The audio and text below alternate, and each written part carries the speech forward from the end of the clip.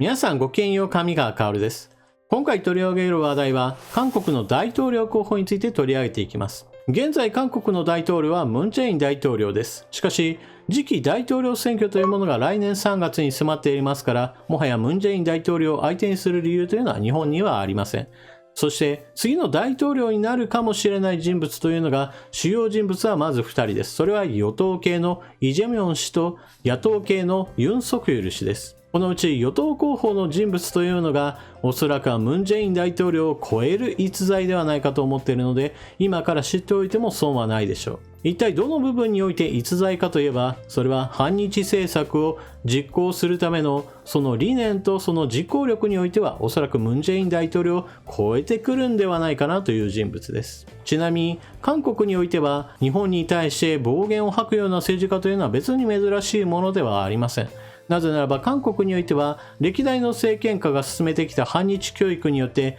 国民にとっては反日政策を訴えることは別にヘイト発言でも何でもありません。正しいこととして認識されることの方が多いのです。ですから日本にとってはなんてひどいことを言ってる政治家だろうと見えたとしても、韓国の国民にしてみればよく言ったと、むしろ褒めたいぐらいな気持ちを持っている人たちもたくさんいるわけです。しかし一旦大統領になるかどうかといった時には、そうした一議員としての発言をちょっと抑えるような人物もいるものです。しかし今回大統領候補になっている与党系の候補イ・ジェミョン氏は、そうした意味で一議員の時の発言といったものを全く修正することなく、反日精神をむき出しにしたままで大統領候補としての選挙活動を続けています。というわけで今回は、そうしたムン・ジェイン大統領を超える逸材になろうとしている与党系の候補イ・ジェミョン氏と、一方で野党系の有力候補であるユン・ソクヨル氏は一体何を言っているかについて、同じ日のニュースから彼らの政治性の違いについて見ていきましょう。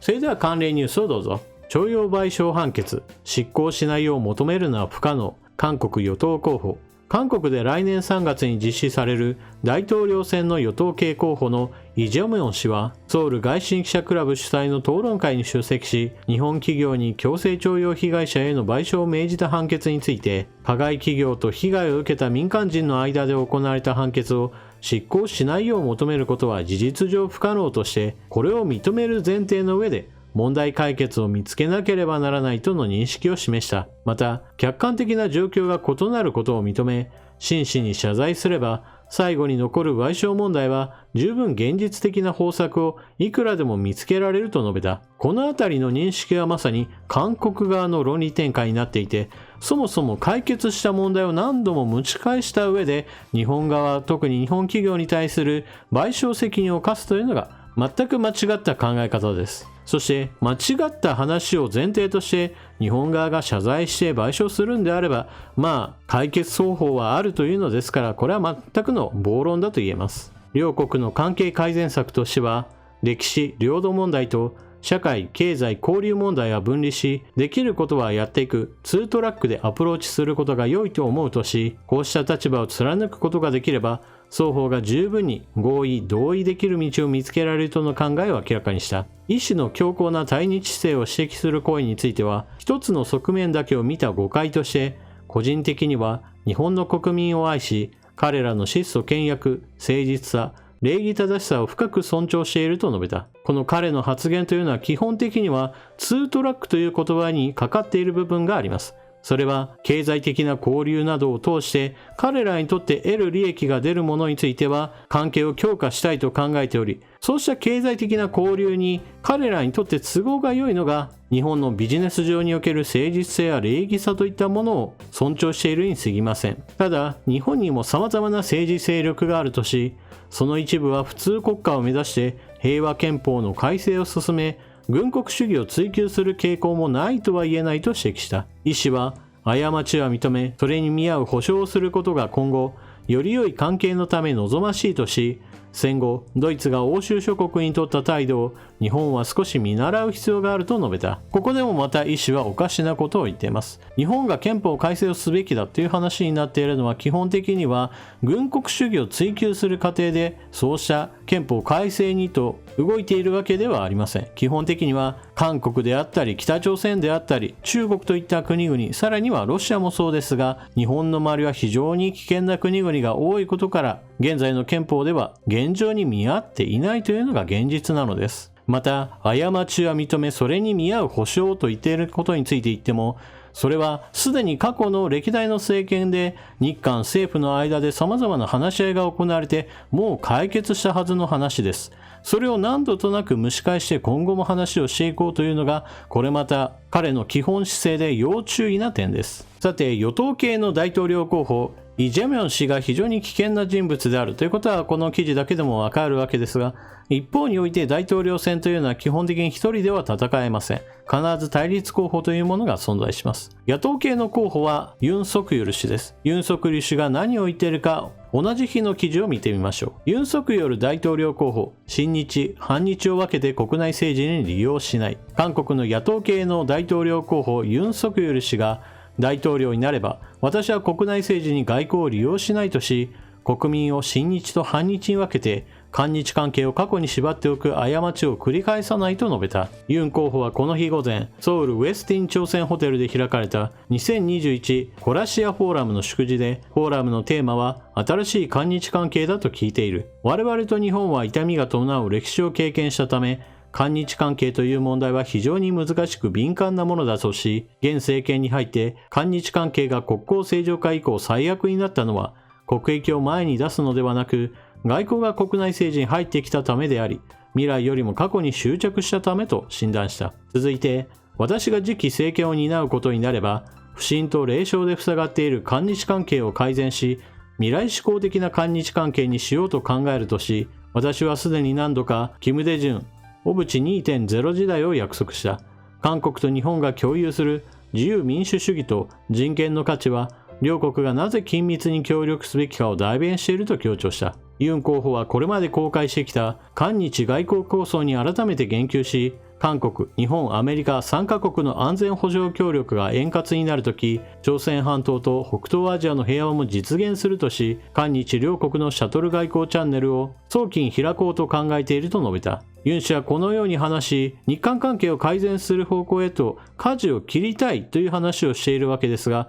残念ながらこれは韓国の国民にとっては必ずしも支持される内容ではありません。それはユン氏に対する期待というのは基本的にはムン・ジェイン政権の腐敗を追求するような役目を期待されていた人物なわけですが、その点についての言及が必ずしも浸透しないうちに日韓関係についての言及が増えていることも、これは韓国の国民にとっては少し的外れな話となり、十分な支持が広げられない状況へと私はつながると思います。さて、こうした大統領選挙に絡んでの与党系の候補と野党系の候補それぞれの同じ日の発言を取り上げたわけですが、ここに絡んでくる日本の政治家もいるので、ちょっとついでに取り上げておきましょう。石破氏、反日背景に日韓併合どうだったのか。自民党の石破茂元幹事長は韓国ソウルで開かれたフォーラムにオンラインで参加し、台湾が親日で韓国が反日とされることについて、台湾は併合したわけではない、朝鮮は独立国だった、それを併合することはどうだったのかと述べ、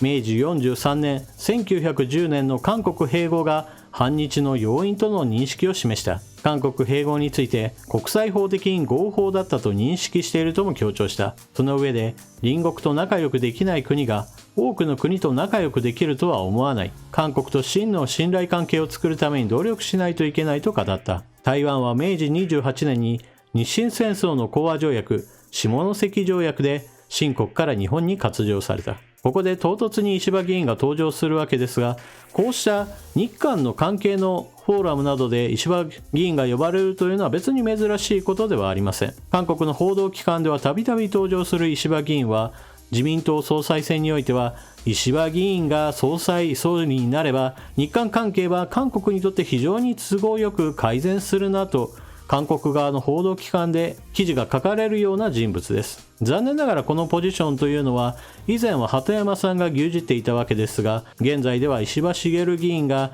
韓国にとっては希望の星というわけです。そして石破議員が一体何を言っているかといえば、基本的には韓国にとってちょっと都合のいい話をしているわけです。例えば韓国併合について国際法的に合法だったとは言いつつも、その後で隣国と仲良くできない国が多くの国と仲良くできるとは思わないと言っているこの言葉の対象となっているのは日本に当てはめられている言葉です。石破茂議員は韓国に問題があるという指摘ではなく、日本側がそのような努力が足りないから、信頼関係を作るために日本側がこれからももっと力を尽くさなければならないと、韓国で行われているフォーラムで発言しているというわけです。このあたりの日本に責任があるんだという話は、以前から石破茂議員が非常に多用している論理展開であり、この話をするたびに韓国側にとっては、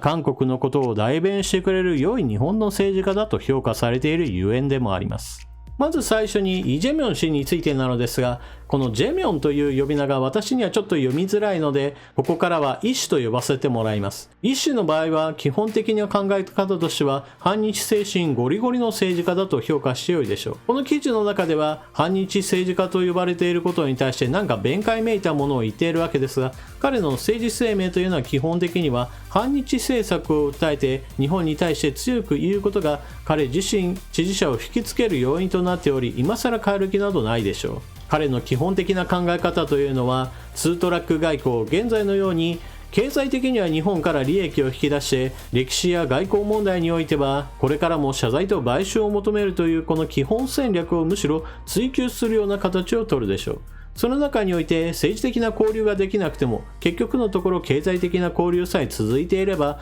韓国経済にとっては特に支障ないと考えているはずです。そういった意味で現在のムン・ジェイン政権からすれば日韓関係について言えば全く前進しないという意味においては別にどっちになっても変わらない大統領だと言えます。一方でユン候補の場合だとこうしたムン・ジェイン政権の政策といったものに基本的にはノーを突きつけることで反対勢力の支持を取り付けたいわけですから日韓関係に変化が起こる可能性はあります。しかしここにも大きな問題があります。当初ユン氏が支持を集めた理由というのは基本的にはムン・ジェイン大統領の進めた国内の政治について反対の意見を言っていて腐敗を追求するであったりもしくは若者を見放すような経済政策といったものについてむしろこれを正さなければならないという意味で国民の支持を集めようとしていました。しかしこのムン・ジェイン大統領の政策を否定するという基本姿勢の中から日韓関係についても改善するという話が出てきたのはおそらくは大統領選挙においては私はマイナスに働くだろうと思います。それは韓国における反日教育というのはずっと長年続いてきたものですから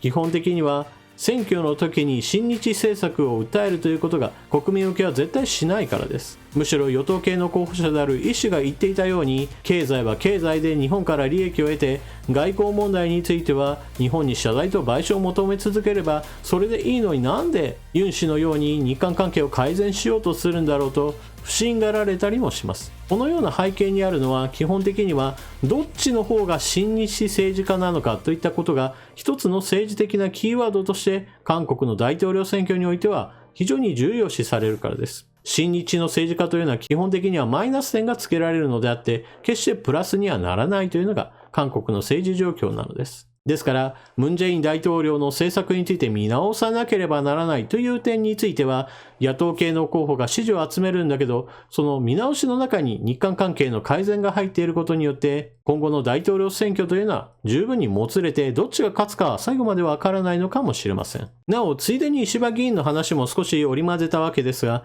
基本的には韓国側から見た場合、韓国にとっていかに有利な状況を作れるか、そういった意味で役に立つ議員というのが韓国側では評価されます。例えば朝日新聞の捏造記事を書いていた人物などは韓国に行けば非常に高く評価されるのですが、一方において韓国についてこれまで日韓両政府での約束を守るべきだみたいな話をすると、それは彼らにとっては良い話ではないですから、韓国での取材を拒否されるようなことになってしまいます。それと同じようにして石破議員も基本的には韓国にとって都合の良い歴史観を持っていることを何度となく話す政治家として韓国では評価されているのです。このあたり、日本にとって誰が役に立つ政治家なのかをよく考えて、石破議員の地元の選挙民の人たちは考えてほしいものです。というわけで今回は、お隣韓国の大統領選の有力候補であるイ・ジェミョン氏とユン・ソクヨル氏の発言について取り上げました。一見すると発言そのものはかなり対照的に見えるわけですが、実際に大統領になった時にはどちらにしても国民そのものは全く同じなのですから、残念ながらいきなり親日的な国になることなどありえません。そして韓国のニュースを見るときには、一体どのような日本の政治家が彼らに利用されているのかについても、同じく補足情報としてみんなが共有すべき話だと私は思っています。皆さんは今回の話を聞かれてどのようなことを思われたでしょうか。ぜひともコメントしていってください。それでは動画は最後までご視聴いただきありがとうございました。チャンネル登録していない方はぜひともチャンネル登録を。そして動画を見終わったら評価ボタンのクリックもよろしくお願いします。それでは次の動画でまとめにかかりましょう。またね。